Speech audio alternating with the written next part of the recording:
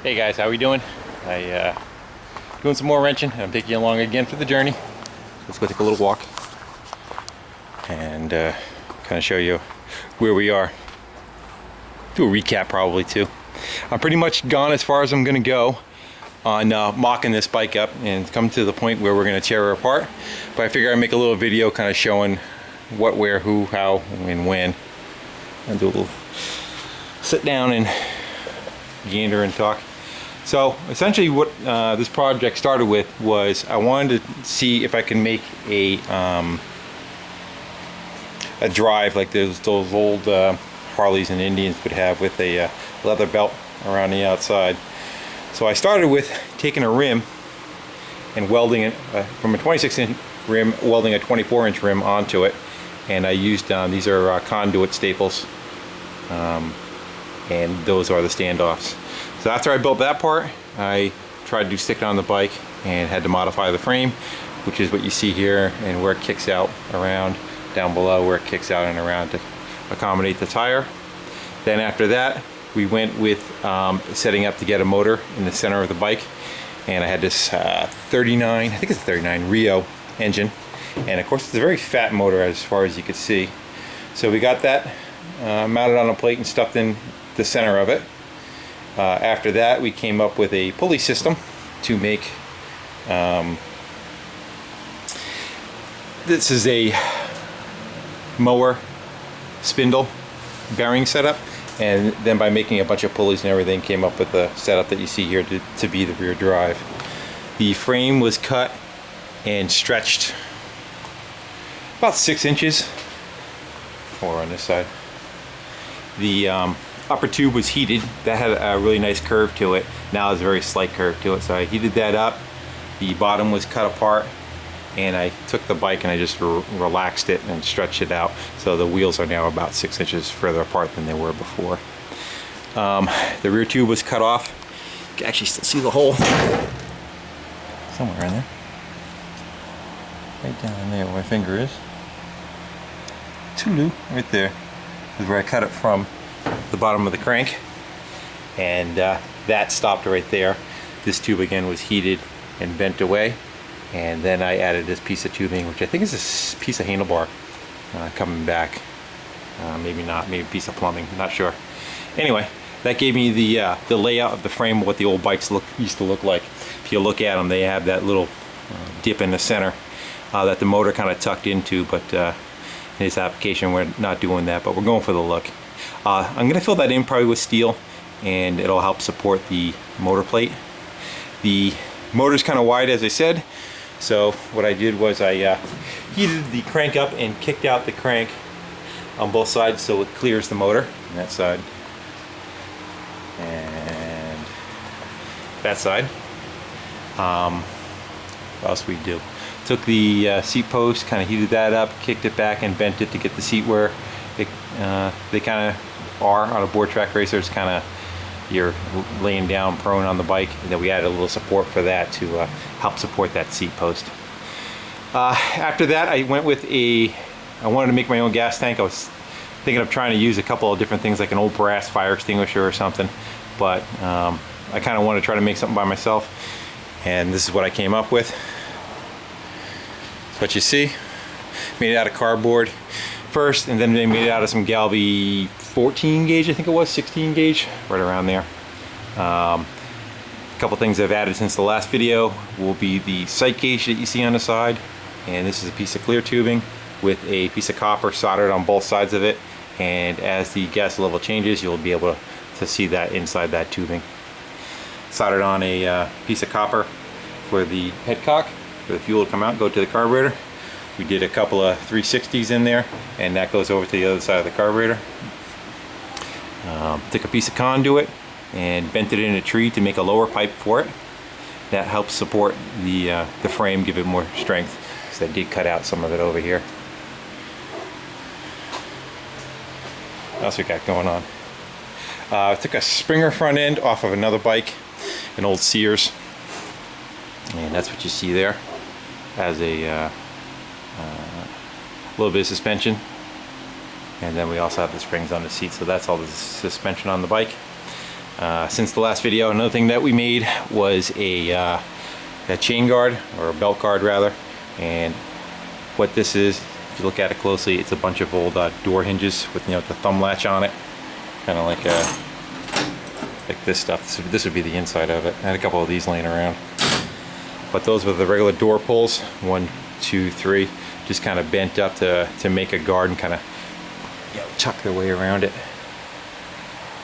And these pieces right here were the actual pieces that you flipped with your thumb that went through the hole right there.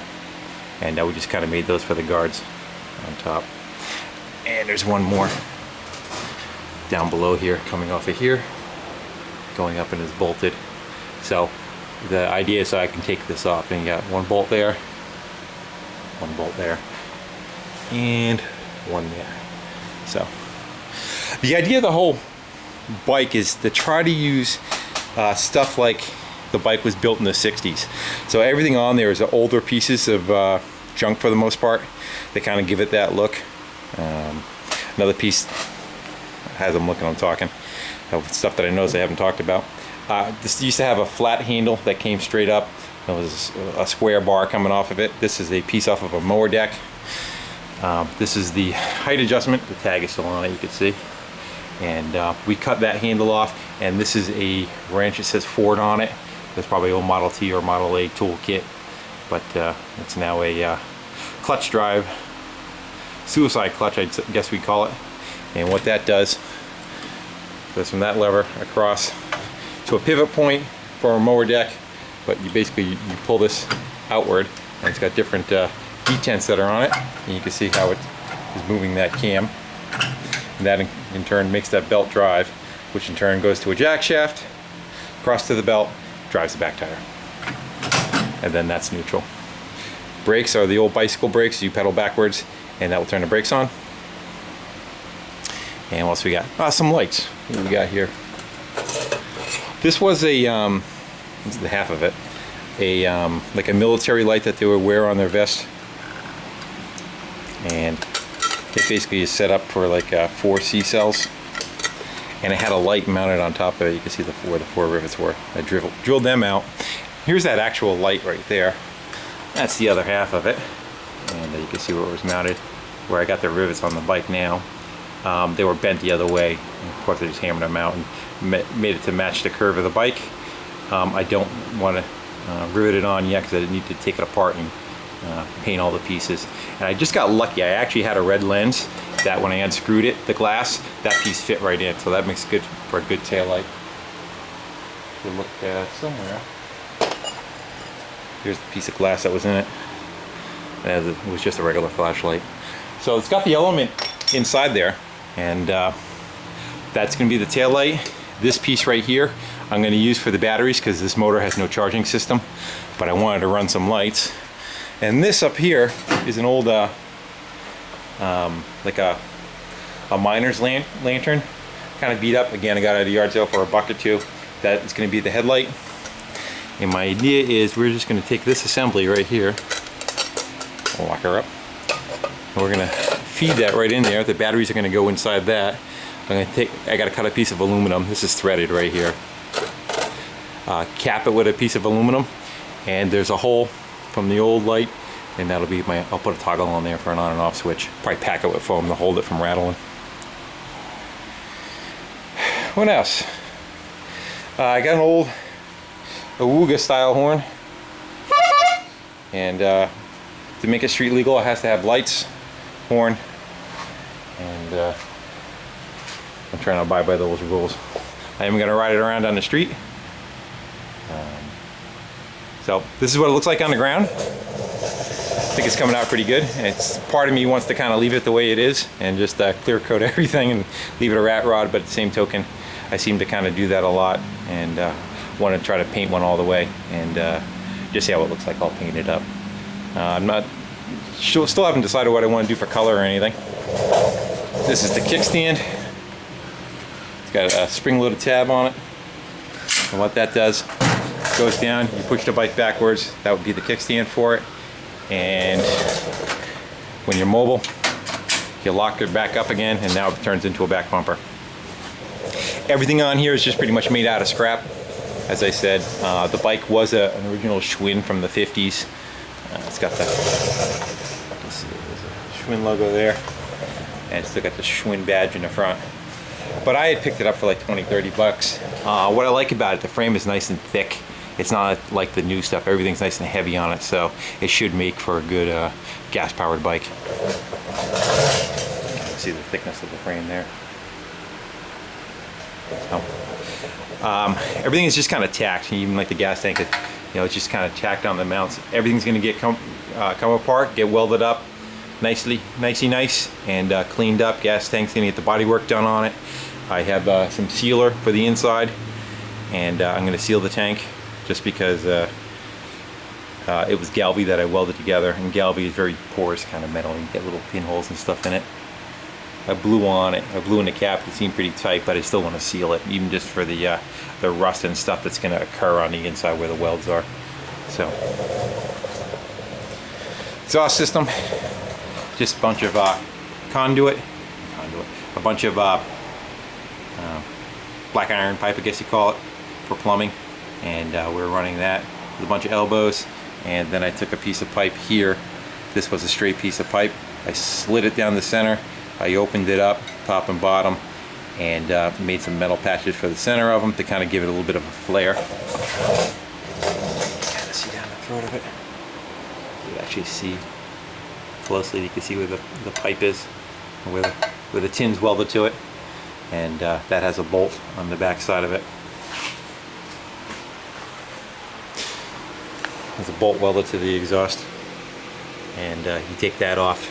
You can swing the exhaust out, unthread it, and then unthread all the other parts, and you can take the exhaust system off. So I like it. The only thing I'm not quite sure about is the handlebars. I don't know if I may want to get a pair that kind of kick out a little further and back instead of more of like that mustache look to it. And I have another reflector to go on the back here to cover this hole.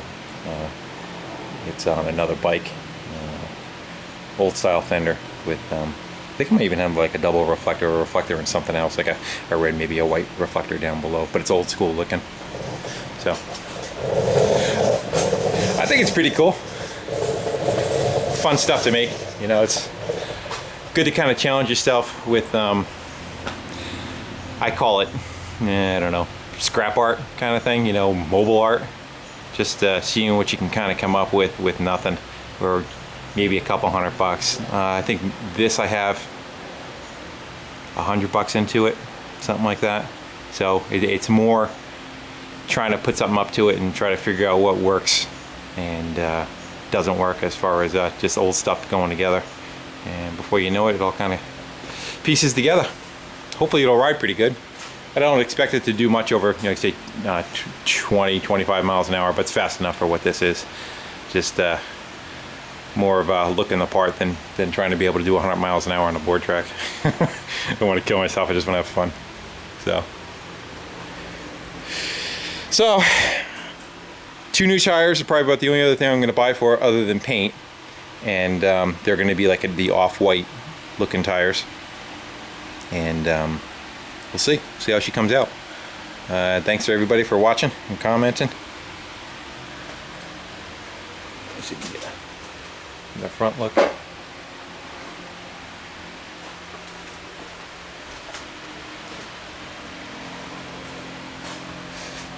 I like how well it's filling in. It's filling in all the voids in the center, so it doesn't look like there's that much room left. All right, guys, I'm done yapping. Thanks for watching and commenting. Take care.